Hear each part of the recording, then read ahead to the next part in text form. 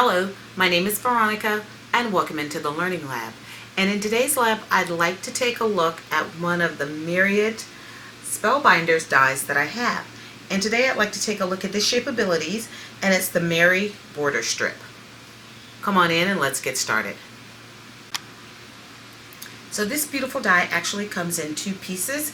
It comes in this outer layer to cut around, and then it has this piece which will cut into the paper only. It will not cut out the die unless you use this outer ring on it. So what I've done is gotten some of my beautiful metallic paper that I get from the Dollar Tree. Because I want to see where I am placing my dies to cut, I'm going to go ahead and get this ready.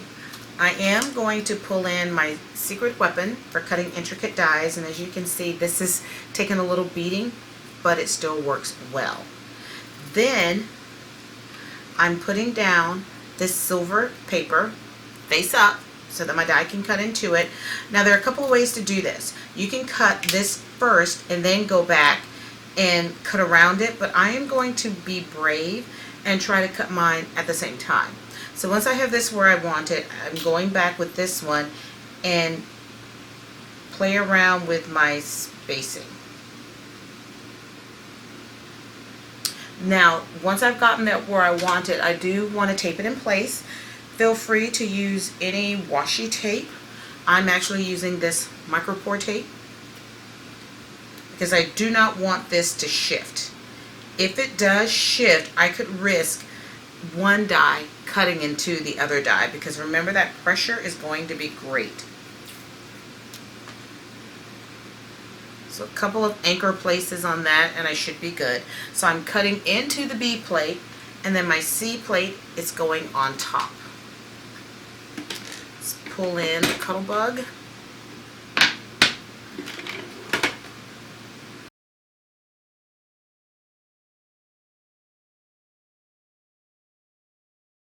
Peel off my secret weapon, and voila, beautifully cut.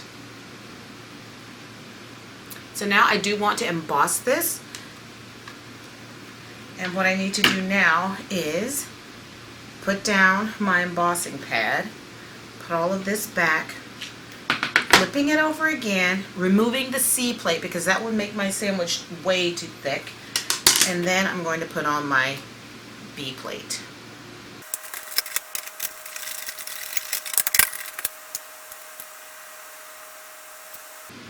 And when you peel your tape, peel it at a 45-degree angle, so hopefully you won't take up any of the color.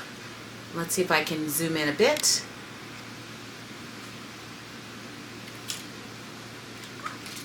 Pops out like butter. Alright, are we ready? Okay. This just looks so pretty the way it is. I almost don't want to do anything to it, but let's go ahead and go for it. This is a tool that I got from Anna Griffin. I'm not sure if it was when she was with All Night Media or not. But those are just popping out. And this metallic paper is just a beauty to work with.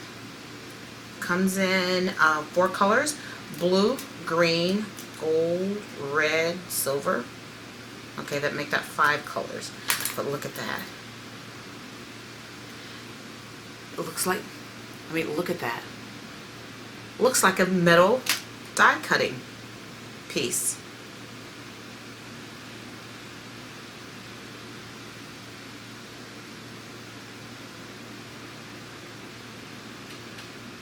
Beautiful. So I have a couple more that I want to cut out, and then we'll come back and see what we can do with these lovely metallic pieces.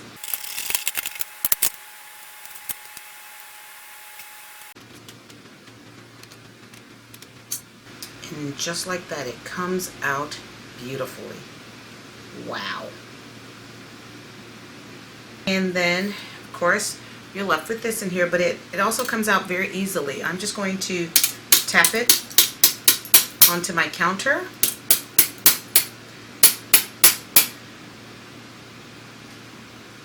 and it comes out clean every single time. So if you're sleeping on that secret weapon, wake up.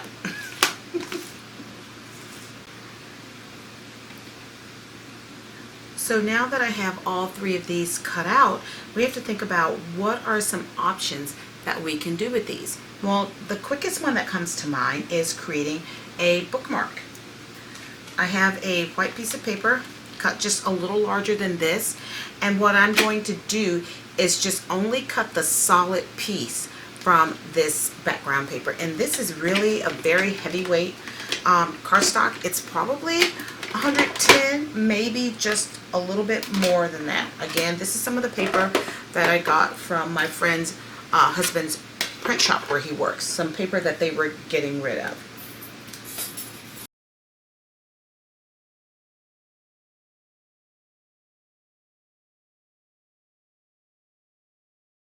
And it just fits beautifully on top. Punch a hole once you've glued it down. And now I love using my spray glue, so I put it in my glue box, spray it down, and then put it on here, put a piece of ribbon through there, and you have a lovely bookmark. You also have room on the back to put a greeting or a saying or something related to books, but I think that is gorgeous. I have cut this paper to be 5.5 by 11.5, and I'm going to score it at 5 6/8.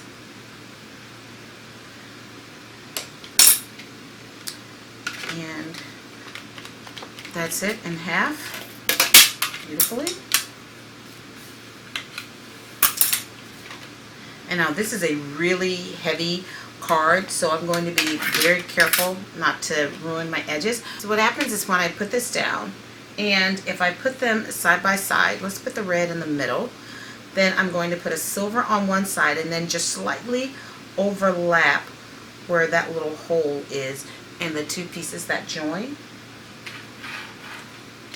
And then the same thing for the gold, I'll put it underneath and let my overlap happen right there.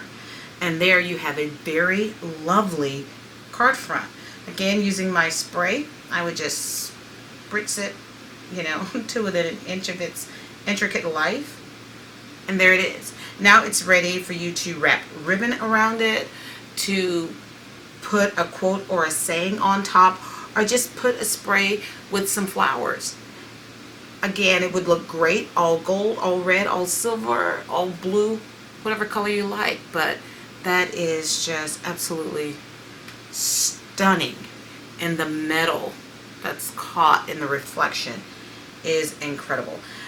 Now, one thing you could also do, especially if the one that I cut out for the bookmark, you could always take one of them and layer it up onto another color or solid piece and then insert that in.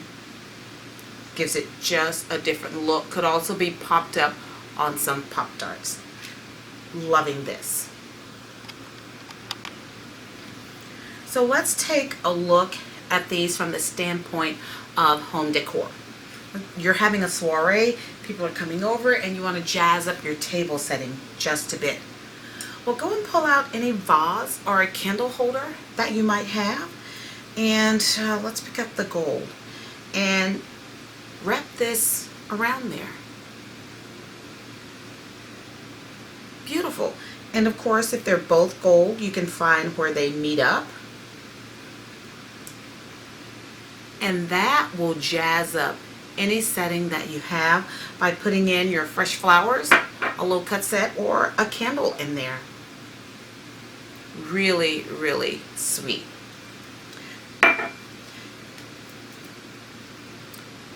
Let's do it with the red, just so you can probably get a better idea of what that looks like.